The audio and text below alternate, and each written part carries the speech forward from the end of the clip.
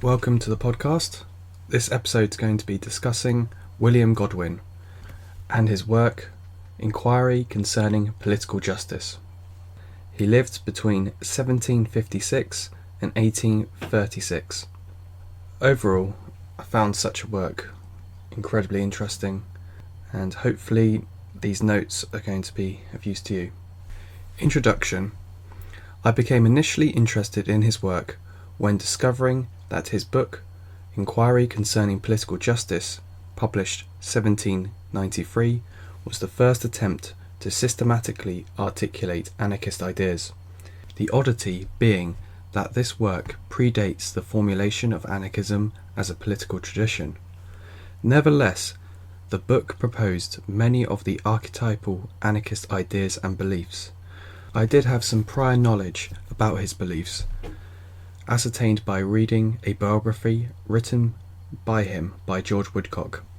This is when I got a real sense of him being a unique moral philosopher, after which I was incredibly motivated to read his 800-page seminal book. Overall, it's a difficult read, partly due to the time it was written, but also Godwin's relentless, methodical style.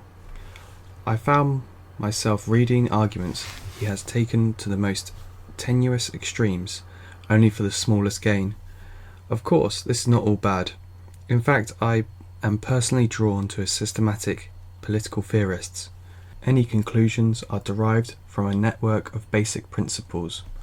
Overall, the book offers a relentless attack upon many of the institutions/philosophers of which our society is based.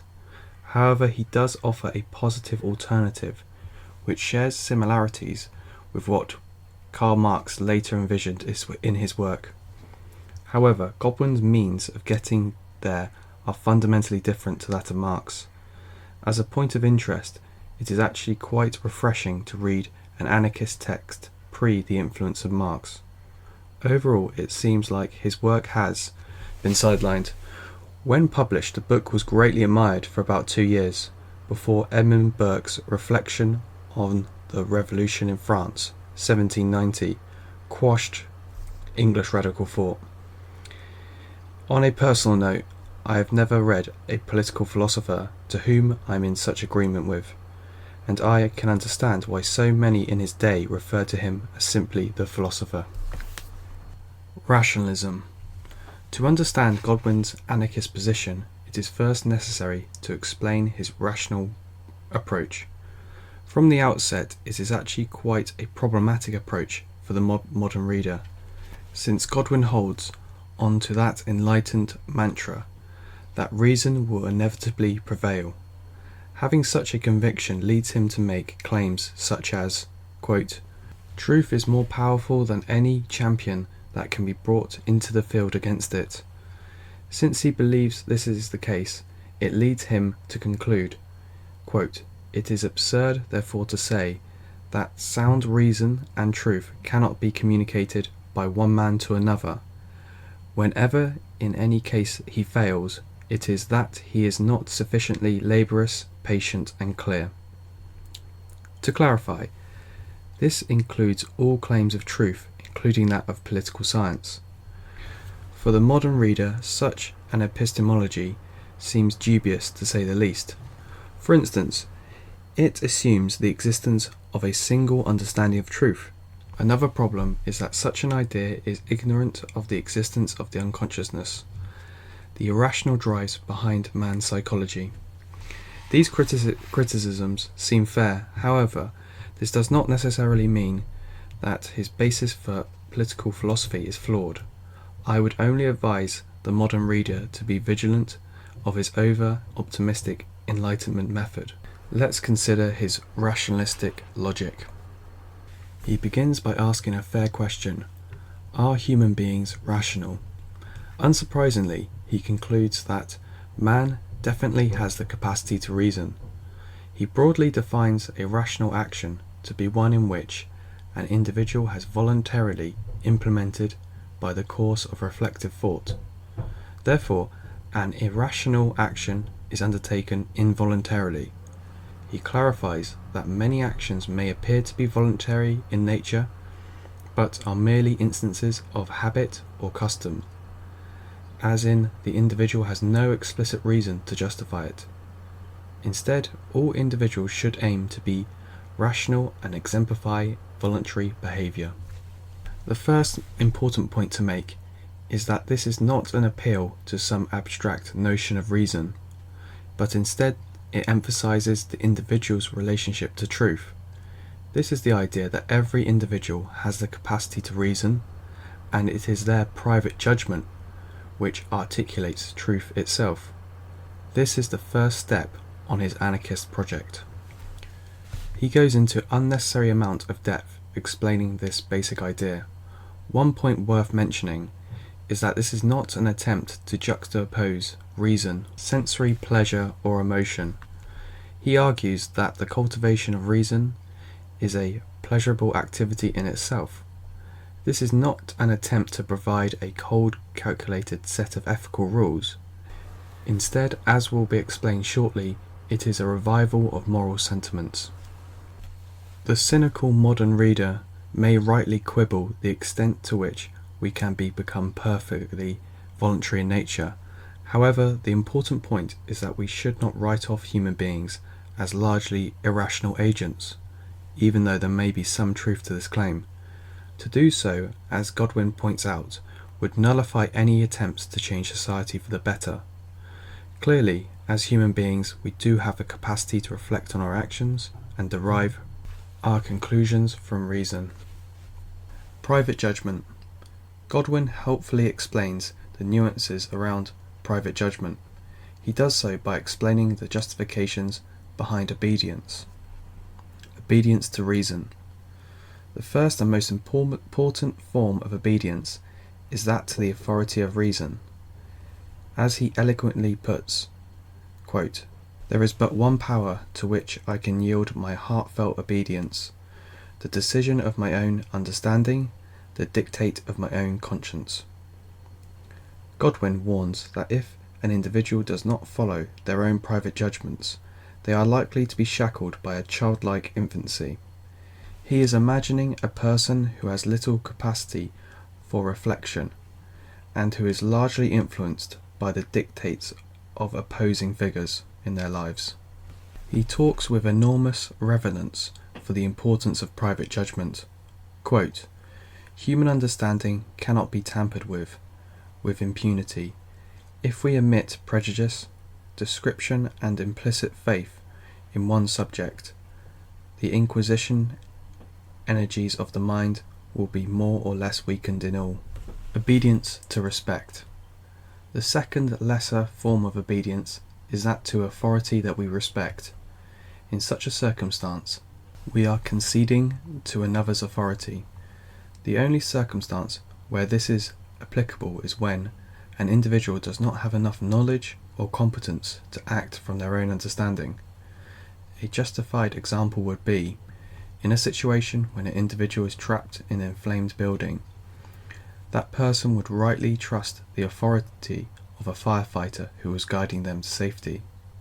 Godwin is very strict to stress that such an obedience should only be followed in exceptional circumstances.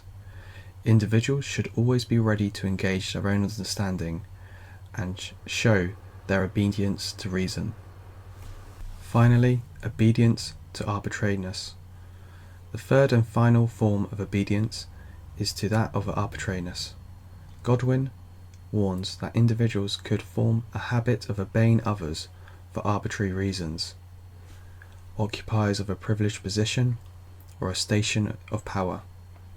For instance, overbearing parents, a culture of celebrity, government authority.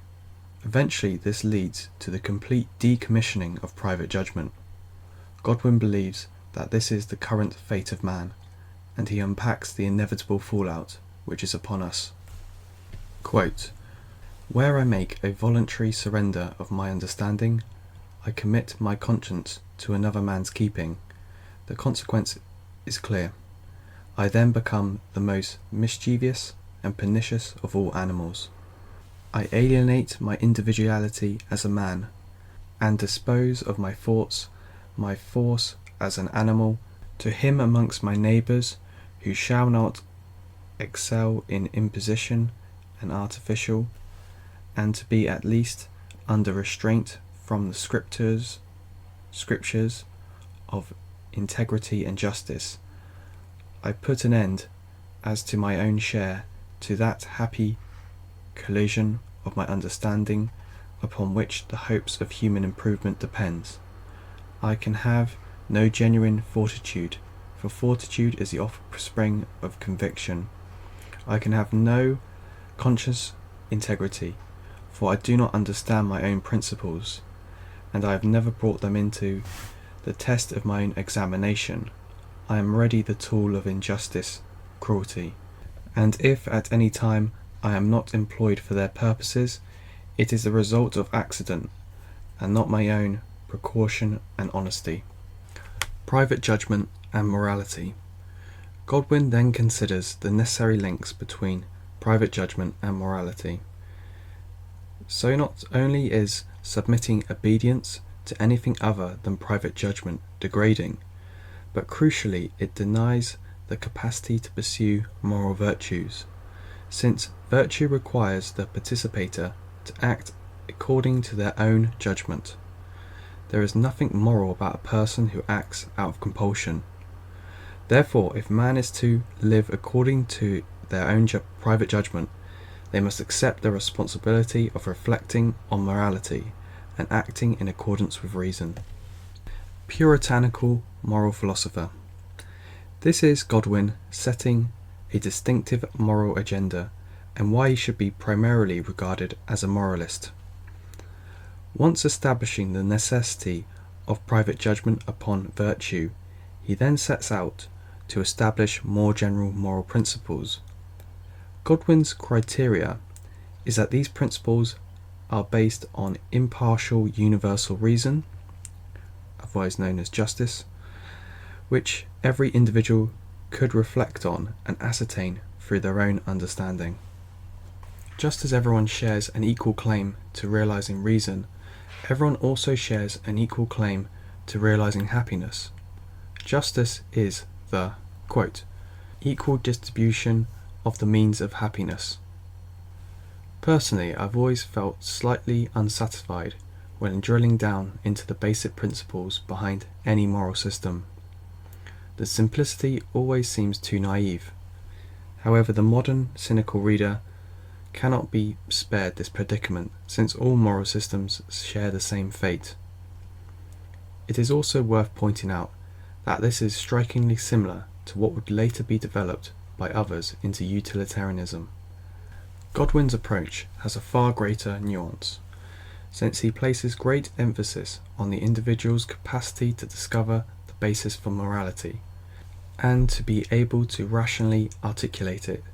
Such a discovery can be influenced and reinforced by emotional circumstances. Therefore, individuals are free to favour acts of justice closer to their proximity, as opposed to cosmopolitan codified morality, a set of rules which an individual must follow under all circumstances. Godwin's theory in his own words, quote, "The path of virtue is simple and direct. The first attributes of a virtuous character are a mind awakened, and a quick and observant eye. A man's right disposition will articulate out the lessons of duty. To a rational being there is but one rule of conduct, justice, and one mode of ascending that rule, the exercise of understanding. Virtue demands the active employment of the ardent mind in the promotion of the general good. The principle of virtue is an irresistible deduction from the wants of one man and the ability of another to relieve them. The craft of virtue. Therefore, reason dictates that everyone must practice the craft of virtue. It is a constant process of gathering information and improving one's understanding of how to increase the general happiness of all. Such a craft is not solely realized through reason. Quote, "The most exalted morality indeed, that in which the heart responds with the most unmingled satisfaction related to the inherent and indefensible tendency of actions. Therefore, virtuous acts are likely to originate from kind and benevolent intentions. Is it not a coincidence that such actions are likely to contribute to the general happiness? As a caveat, he claims that the greatest pleasure someone can achieve is when facilitating a virtuous action. Quote, "No man reaps so copious a harvest of pleasure as he who thinks only of the pleasure of other men." However, he is careful to warn against pleasure being the primary motivation behind action. Therefore, he is highly critical of Epicurean philosophy of happiness, which is only concerned with pleasure. Initial moral consequence. The first consequence of such a moral system is its relentless binding of every individual to virtue and therefore each other. Quote, "The object of sound policy and morality is to draw men nearer to each other, not separate them, to unite their interests, and not oppose them." Godwin calls this bind, quote, "declarations of justice, which are simply, on one hand, duties which members are expected to perform, and on the other, rights which members are entitled to receive." It is as clear to me as it was for Godwin that man in our current society does not live up to such a moral standard. He recognizes that the majority of people are either ignorant or confused about their moral commitments. As a result, man has adopted a poisonous individualism. The calculated, self-absorbed individual, concerned with only refinement and taste, and who believes they are, quote, "the only object of importance in the universe." Godwin rightly condemns such people as being, quote, "merely shadows of men," quote, "destitute of substance and soul," and simply, quote, "phantoms." Godwin's solution is a life cultivating virtue.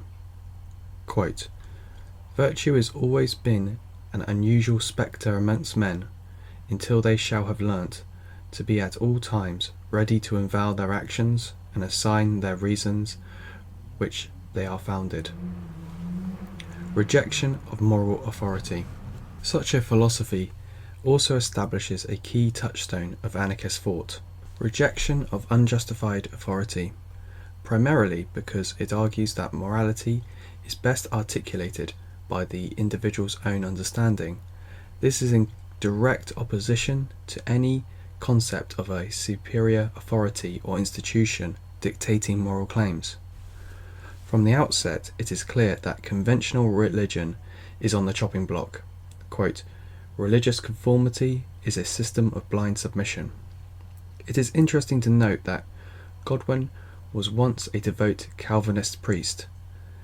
This may explain why he is sympathetic, at least, to religion's attempt to try and realize moral principles, a standpoint which would be echoed by Leo Tolstoy. An obvious counter-argument to Godwin's moral philosophy is the inevitable collapse of moral value and, therefore, moral standards. In other words, without established moral authority, human beings will resort to barbarism. Such an idea is commonly accepted, but is actually based on a pernicious myth. Godwin rightly points out that any political regulation is nothing more than a selected part of already established moral values. Essentially, morality predates the existence of any authority. Therefore, it is a myth to suggest that morality is the result of a hierarchical authority. As will be demonstrated later, Godwin argues the complete opposite has resulted. Any attempt to coerce a person's understanding will inevitably lead to morally passive agents. Overall, Godwin makes the simple point: there is no infallible moral judge, therefore we have no choice but to rely on our own understanding of reason. Even though his moralistic arguments are unique in anarchist thought, it inevitably leads to the position which highlights the necessity to dismantle many political and economic and social institutions. Within this book, Godwin spends a great deal of time dismantling any idea which does not fit his moral outlook. Quote, "The propriety of applying moral justice as a criterion in the investigation of political truth." Let's now consider the result of such an inquiry. Political fallout of Godwin's philosophy. Critique of the state and government. Godwin's basic argument is that the government interrupts or coerces an individual's ability to make private judgments, which is his basis for virtuous behaviour. Such a violation is what he describes as evil, and he refers to government as the brutal engine. Overall, I found his rhetoric about the state as being a malicious actor unjustified and out of date. The advances towards liberal democracy has limited the truly malice powers of the state, although to be fair, in reality it has probably become more subversive and hidden. That is not to say there isn't any validity to the points he makes. For instance, warlike tendencies, obligation to political oaths, psychological enslavement, sense of false community, etc. In fact, it is not just these examples which goes against Godwin's philosophy, but also the very existence of government is problematic. Quote, "Society in every state a blessing, government even in its best state but a necessary evil." According to Godwin, the only case that can bypass private judgment and justify the existence of government is in the rare circumstance where large-scale cooperation is needed to combat something which threatens everyone. He stresses that it should be for a limited period of time and as limited form of government to undertake. As will become clear, he is definitely not arguing for the existence of a limited form of government in general.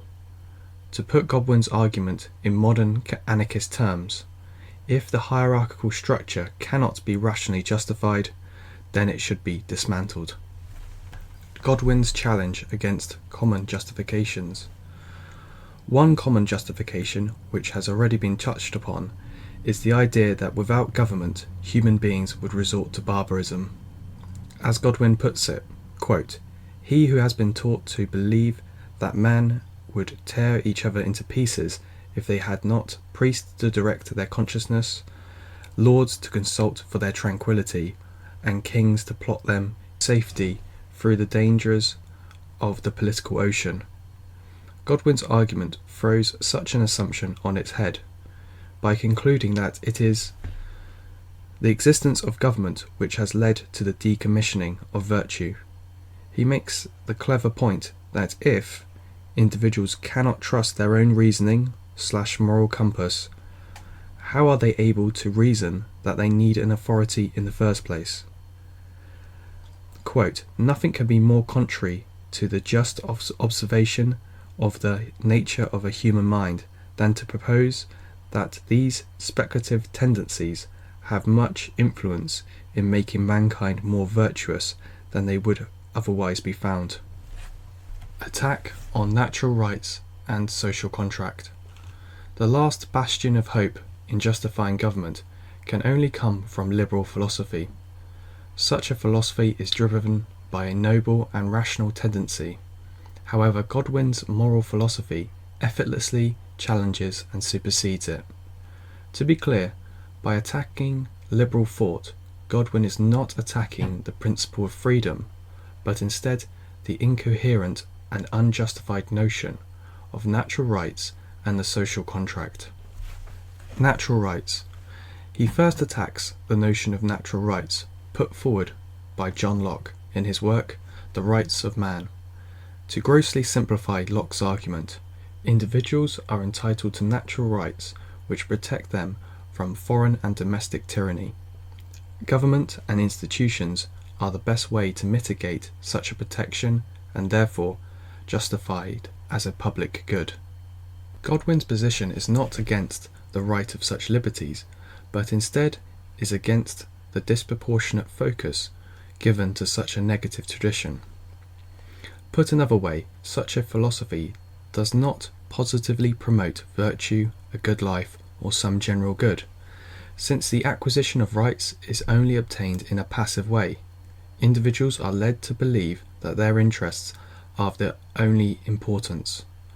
This has led to the rise of a selfish breed of individualism. Quote, "Few things have contributed more to undermine the energy and virtue of the human species than to propose that we have a right, and, as it has been phrased, to do what we will with our own." For Godwin, it is clear that society should be based on man's soundest moral judgment, and our duty cannot be anything other than the increasing of the general happiness.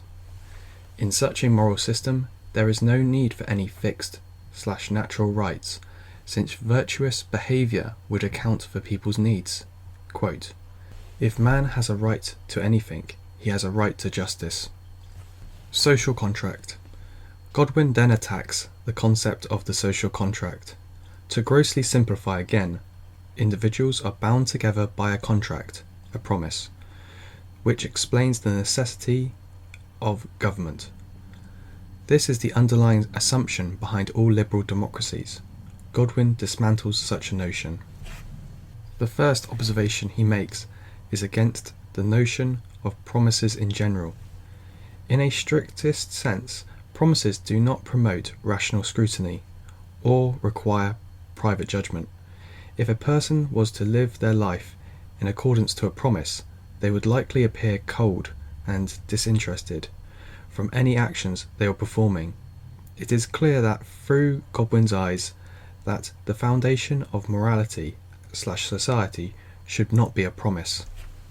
The principal reason why the social contract produces a hollow promise with no moral understanding is because it is designed to be a concept of blind consent. This explains the existence of punishments, oaths, and bureaucratic laws, since if people truly consented to the society they live in, there would be no need for such apparatus. The backbone of liberal thought is the idea that each citizen gives consent to a contract of which they have no knowledge. Godwin, of course, points out the absurdity of such an idea.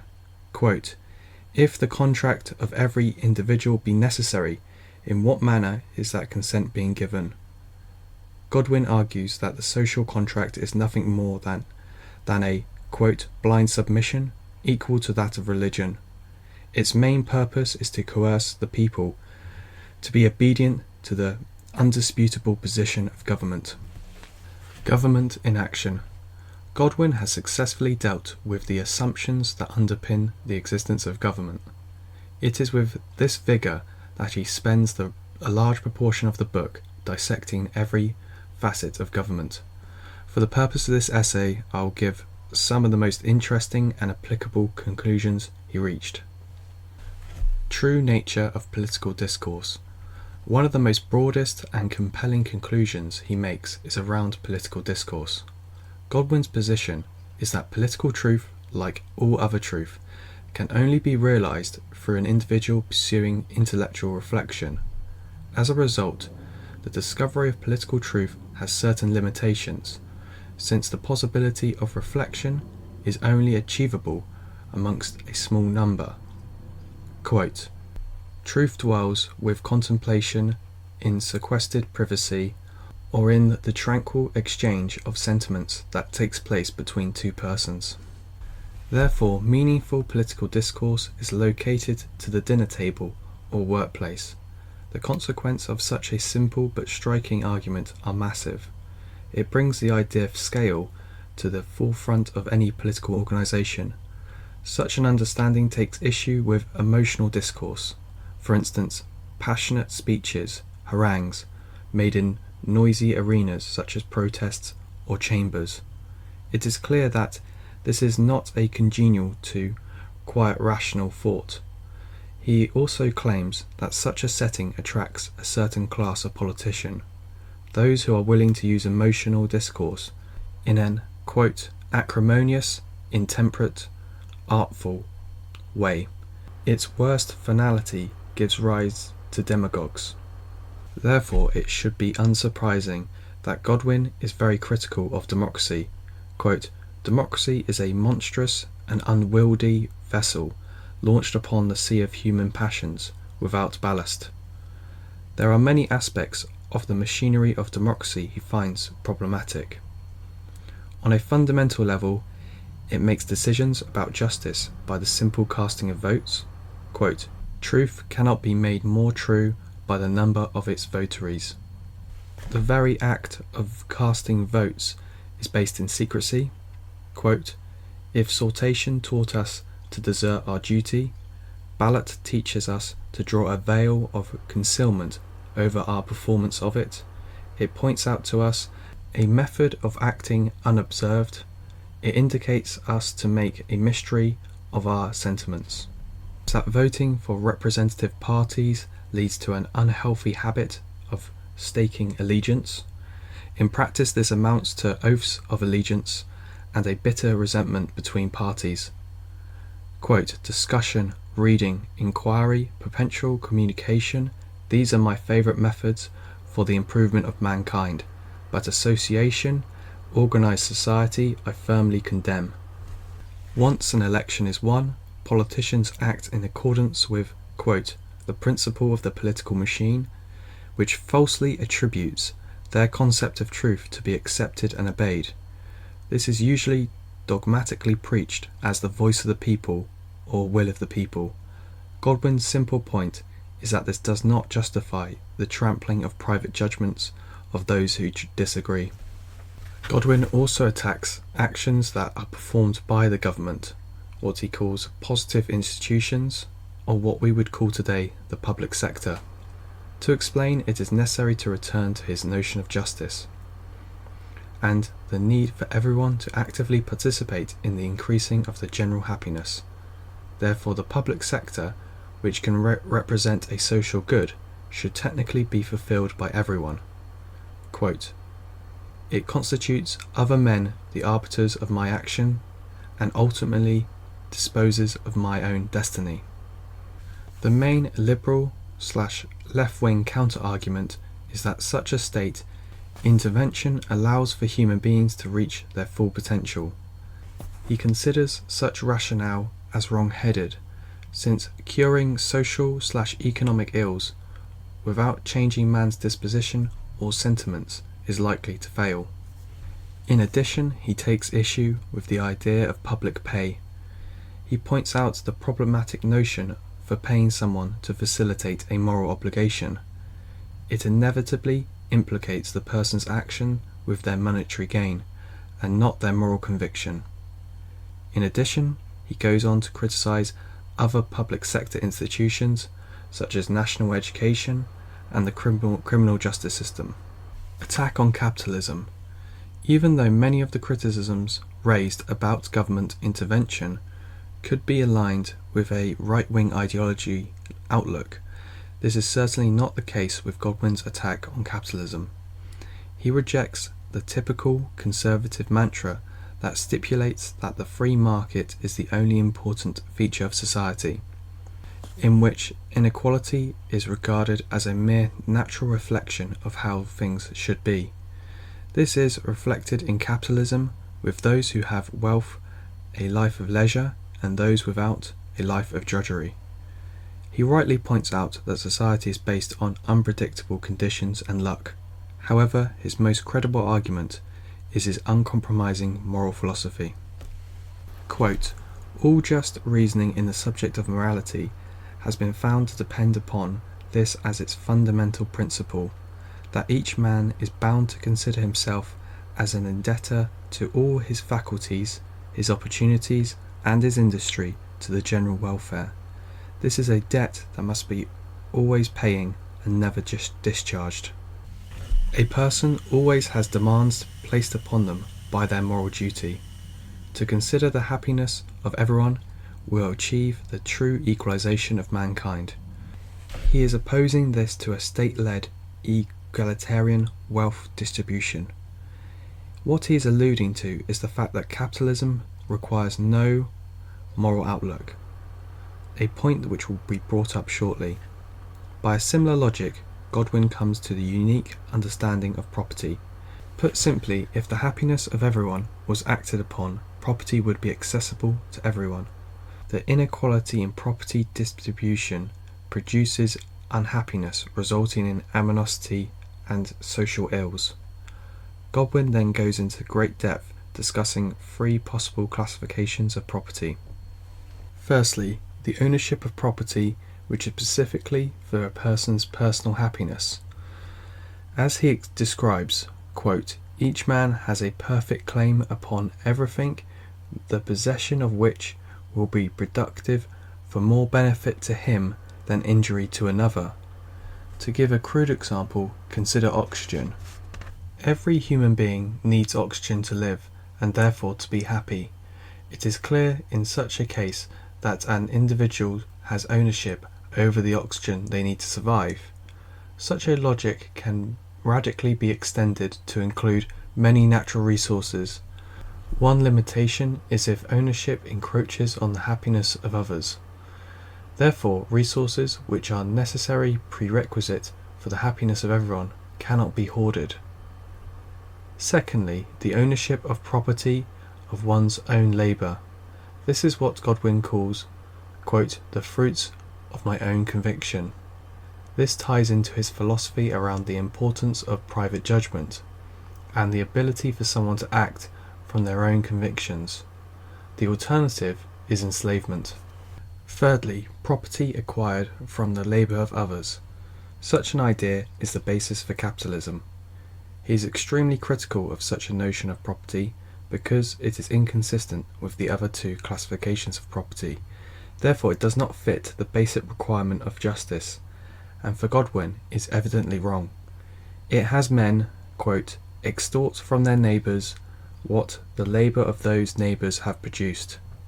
As a result, it has created a huge economic disparity in what he dismisses as being a feudal spirit. It, by and large, divides society into two classes: the workers who have to toil in economic slavery, and the owners who have to live their life of leisure from the productivity of others. Even in our time, such a situation has improved, but it still goes against the dictates of justice. A common counter-argument addressed by Godwin is the idea that men of capital provide necessary jobs for the working class. However, he explains that the main purpose is not to increase the general happiness, but instead is likely to be based on an economy which indulges the rich. Therefore, it is morally distasteful to make such a claim. Individualism, amoral, materialistic mindset. Godwin's most powerful insight and criticism is concerning with the psychological depravity which results from living under such conditions. His attack is against the dominant philosophy of our age. He identifies that it is a symptom of moral corruption and selfish materialism. Such a critique has largely gone unnoticed, and even such symptoms have been regarded as virtuous. To recap, the main thrust of his attack is that a capitalist society we live in requires no explicit expression of virtue. This is of course not satisfactory for Godwin, since as a craft, man needs to articulate these principles of virtue so that we can increase our wisdom. Godwin asks, quote, can mankind perpetually increase in wisdom without increasing in the knowledge of what it is to be wise for them to do? The alternative is that many live their lives with the mentality that, quote, should never employ their understanding or penetrate into the essence of things. There are two inevitable consequences. Firstly, individuals have become completely apathetic to morality and justice in general. As a characteristic, this has led to an icy cold, calculated reserve between citizens. Secondly, without clear principles of morality, citizens could easily be put into the service of injustice, or fill their lives with superficial interests. The latter is the usual circumstance we find ourselves in today. Godwin explains that the greatest superficial interests are provided by capitalism. Principally under a capitalist system, individuals are not motivated by virtue, but instead by the acquiring of wealth. He describes the mentality, quote, Go home, enrich yourselves by whatever means. Obtain those you may then be secured an amicable reception. It has distorted our values. To live in poverty is considered disgraceful, but to live in wealth respectable. Such a mentality has distorted many of the interactions we have in society. The marketplace is seen as a separate entity to the rest of society. Therefore, the pursuit of self-interest dominates beyond moral scrutiny. This dissipates into every interaction in society where the dynamic between servant and master is played out in a multiplicity of different ways. Godwin identifies the problem as being an ill-directed, quote, love of distinction. Within a capitalist society, it takes the form of acquiring, exhibiting, and idolizing wealth. Quote, to acquire wealth and display it is therefore a universal passion. The whole structure of human society is made a system of the narrowest selfishness. The reason why he describes this as a love of distinction is because it is a quality to be observed by others.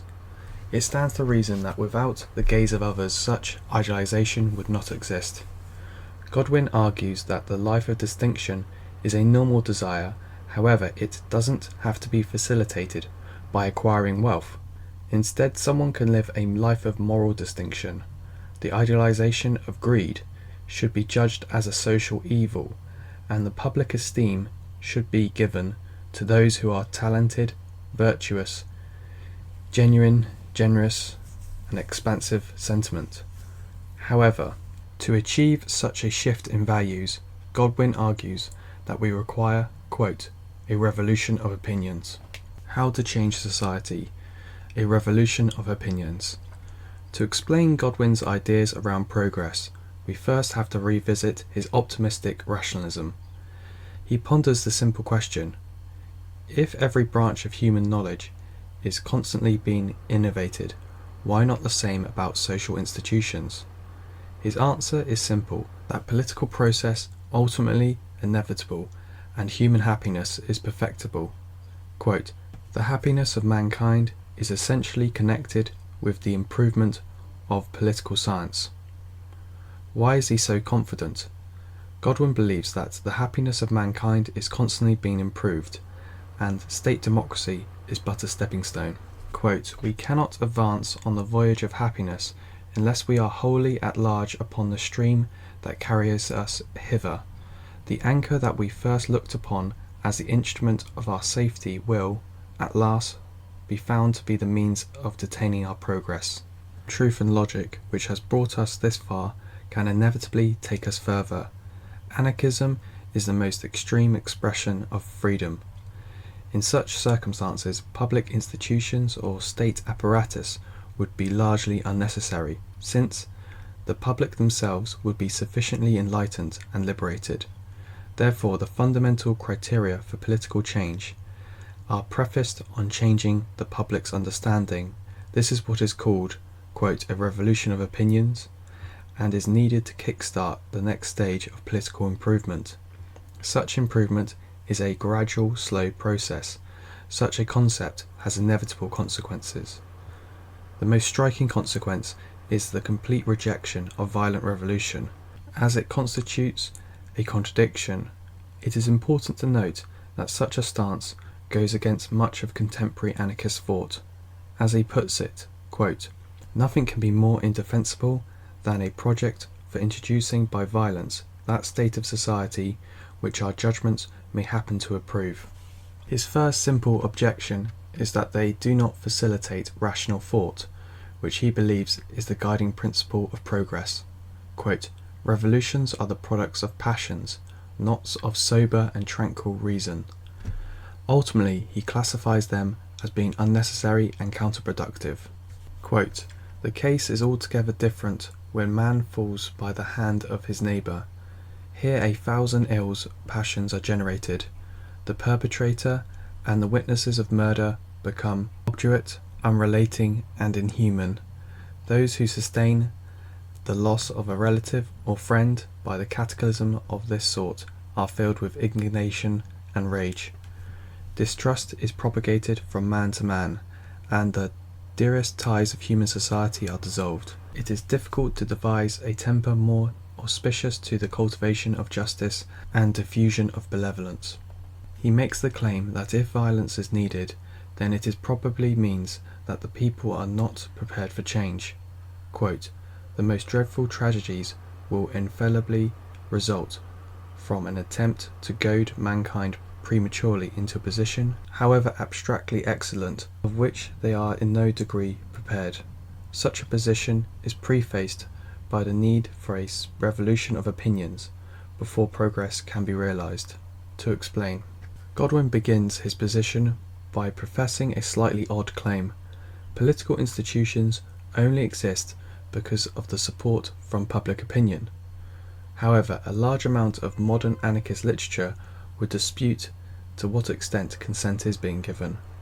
Many would go further and argue that the government is a coercive force which extracts consent. Let's put these points to one side and consider what Godwin was claiming. He makes the simple argument that if public opinion did not support authority of government, its jurisdiction would collapse. Therefore, the majority of people must support or believe it is in their best interest to live in such a society. Therefore, it follows that to drastically change any part of society for the better is likely to be flawed without changing public opinion. The success of anarchism rests on persuasion and not force. Godwin goes even further to suggest that even breaking laws in a current society would be wrong since they are based on public opinion. To persuade others of your ideals requires you to be patient and empathetic to their position.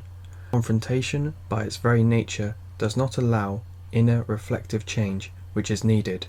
Quote, "The change that grows amongst any people from a calm conviction of the absurdity of their former errors is of the most admirable sort." It is exactly this sort of personal reflection that Godwin believes will gradually contribute to the revolution of opinions. Ultimately, this would lead to the withering away of the government and the destruction of individualism. However, the most demanding question which arises is how is such a gradual change going to be facilitated? It is all well and good explaining how the change will happen, but it does not explain why it will happen. Frankly, Godwin offers a positive philosophy to embark on such a project. Positive philosophy of sincerity and public inspection. What Godwin offers on first appearances seems very naive. He calls for the habitual practice of sincerity and public inspection. Before going into detail, this is the emphasis to which he describes such an idea.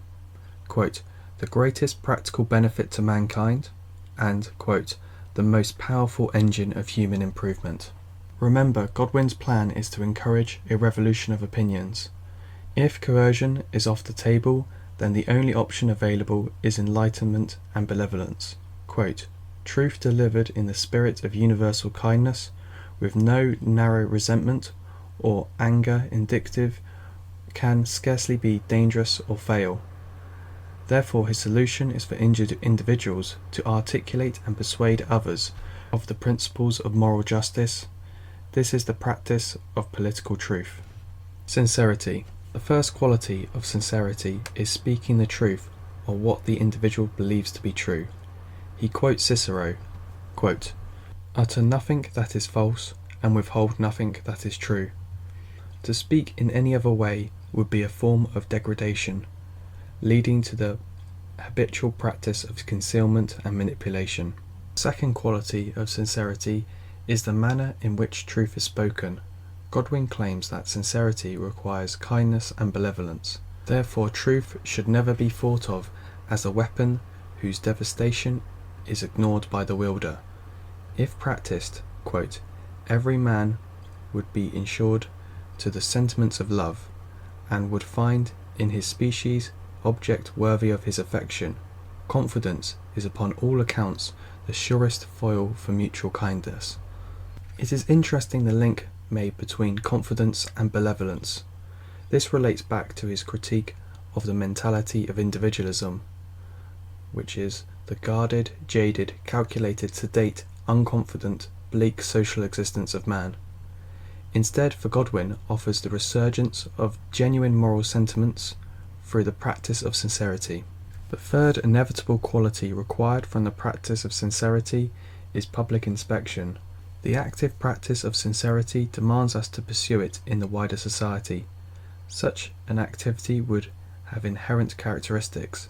First of all such interactions would take place within the parameters of face-to-face encounters. Secondly, it is an active inspection of either celebrating virtues or condemning vices. No longer would people with pure character go unappreciated, while those who live selfishly go unjudged. The final culmination of practicing sincerity and public inspection is, quote, unenforced concurrence of all participating in the general welfare. Godwin's point is that only by encouraging moral discernment can man's moral compass fully develop, without which has led to an amoralism of our time. Instead, the act of public inspection would replace the need for reward or punishment. Quote, men would act with the clearness and distinction if they had no hope in concealment, if they saw at every turn that the eyes of the world was upon them. Godwin does briefly mention how people of the fifth world live to such standards. Godwin describes how sincerity, the most powerful engine of human improvement, would bring about a revolution of opinion, in which he describes the transition here. Quote, wealth was at one period almost the single object of pursuit that presented itself to the gross and uncultivated mind. Various objects will have after divided man's attention: the love of liberty, the love of equality, the pursuit of arts, and the desire of knowledge. The improvement of which we speak is public and not individual. The progress is the progress of all. Each man will find his sentiment of the justice and rectitude echoed by the sentiments of his neighbour. Such progress is only gradual. Quote, the genuine progress of political improvement is kind and attentive to the sentiments of all. It changes the opinions of men by insensible degrees, produces nothing by shock and abruptness, and is far from requiring the calamity of any. Godwin argues that the creation or resurgence of parish communities is the only congenial setting for the universal practice of sincerity. Why parish communities? The simple answer being scale.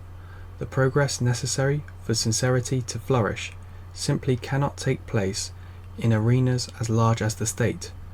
State authority is incapable of bringing about such a change without interfering on an individual's private judgment. According to Godwin, the only option is to dissolve political authority and allow for public inspection to flourish. For this to happen, he believes that we need to simplify our social arrangements. Quote, simplify social systems in the manner which every motivation but those of ambition powerful recommends. Render the plain dictates of justice level to every capacity. Remove the necessary of implicit faith, and we may expect the whole species to become reasonable and virtuous. Simultaneously, he concludes that, quote, political power is brought home to the citizen and simplified into something of the nature of the parish regulation.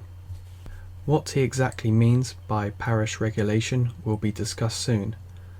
The simplicity of parish life would not require the bureaucratic system of representative democracy. It would not be required, since the practice of justice would be fulfilled by members themselves.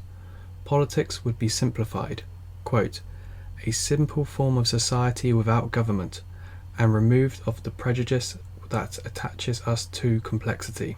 Quote, the inhabitants of a small parish, living with some degree of that simplicity which best corresponds to our real nature and wants of the human being, would soon be led to suspect that the general laws were unnecessary, and would object the causes that came before them, not according to certain axioms previously written, but according to the circumstances and demands of each particular case. In terms of capitalism, Godwin believes that this too would wither away. Quote, "Where society existed in its simplicity, which has formerly been described, accumulation itself would be restrained by the very means that restrained depredation, the good sense of the community, and the inspection of all exercised upon all. Therefore, an egalitarian society would be reached by those who have wealth and property willingly surrendering it to the dictates of justice. This is in stark contrast to any violent class warfare advocated by his predecessors. Instead, acting in accordance with justice will allow for the highest gratification in promoting and contemplating the general happiness. This would be an economic system based on charity and philanthropy, which he called the true taxation." As a summary, here is Godwin describing the gravity of such a change. Quote, "The spirit of oppression, the spirit of servitude, and the spirit of fraud, these are the immediate growth of the established administration of property. They are alike hostile to intellectual and moral improvement. The other vices of envy, menace, and revenge are their inseparable companions. In a state of society where men live in the midst of plenty, and where all share alike the bounties of nature, these sentiments would inevitably expire. The narrow principle of selfishness would vanish.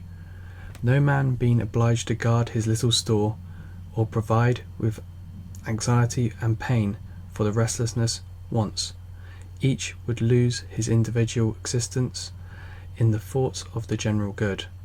No man would be an enemy to his neighbour, for they would have no subject of contention, and of consequence philanthropy would resume the empire which reason assigned her.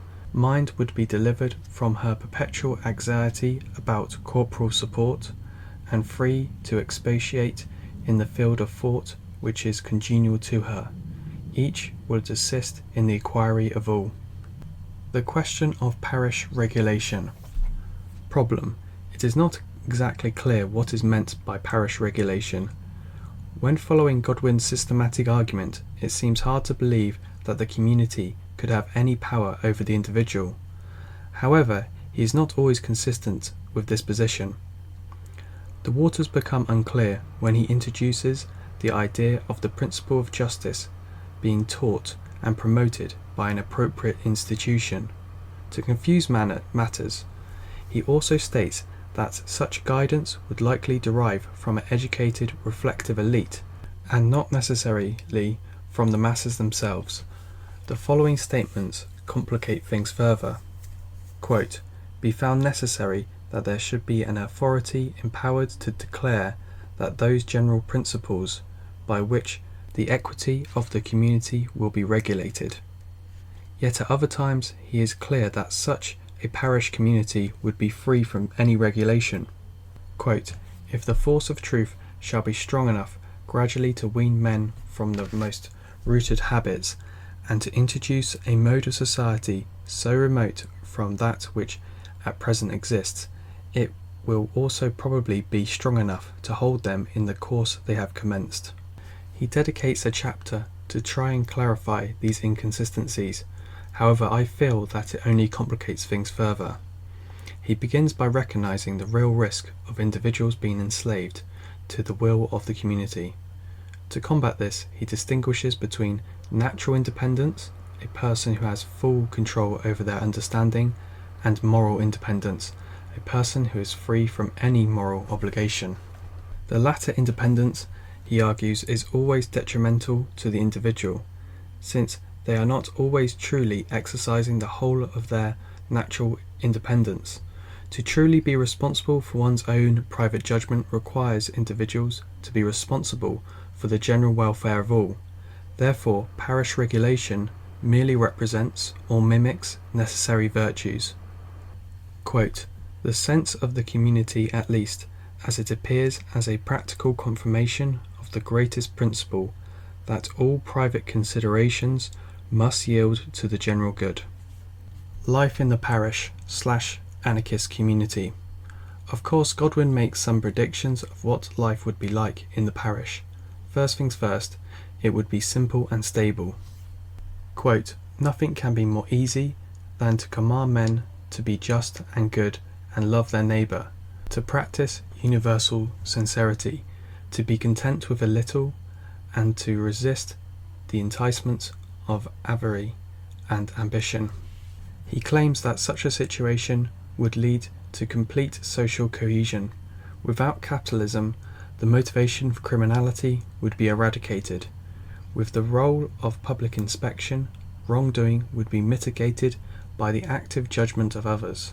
In addition, he argues that the whole legal system of fixed and rigid laws would likely be replaced by situational wisdom. Therefore, each case would be judged on its own merit. A large proportion of the book is spent fully fleshing out his ideas around criminal justice. At the heart of this social cohesion are his thoughts and feelings around collaborative manual labour. The economy would be simple, mostly agricultural in nature. Quote, "The object of the present society is to multiply labour. In another state, it will be to simplify. Therefore, the labour needed for subsistence living would be done collaboratively by everyone." Quote, "The mathematician, the poet, and the philosopher will derive a new stock of cheerfulness and energy from the recalling labour that makes them feel that they are a man. The act of collaborative effort would help spread virtuous behaviour and produce a higher calibre of man. Any questions around quality of participation or quantity of production would be mitigated by the presence of public inspection." He documents a common sense claim, which is often forgotten, that if all men were to labour collaboratively, all would have more time for leisure, intellectual improvement, and most importantly, moral improvement. The problem of parish regulation re-emerges again. On one hand, Godwin is clearly advocating for community, cooperation, and solidarity. On the other hand, his work warns against the problems of collaborative projects, inappropriate community authority, living in communes, even cohabitation. The reason is always the same: it conflicts with the individual's intellectual independence. Therefore, it seems unclear why collaborative labour wouldn't fall foul of this same critique. That's the end. Thanks for listening. I hope you enjoyed listening to the ideas around William Godwin. There's more I probably could have said about him, however, this has already amounted to about an 8,000 word essay. For instance, he talks a lot more about criminal justice, which is just an area which I'm not as interested in. And he talks a lot more about education, which is again an area which I'm not particularly as much interested in. But I think I'll move on next to, well, I'm working at the moment at Peter Kropotkin's ideas, and hopefully I'll post something soon. Alright, thanks for listening. Bye.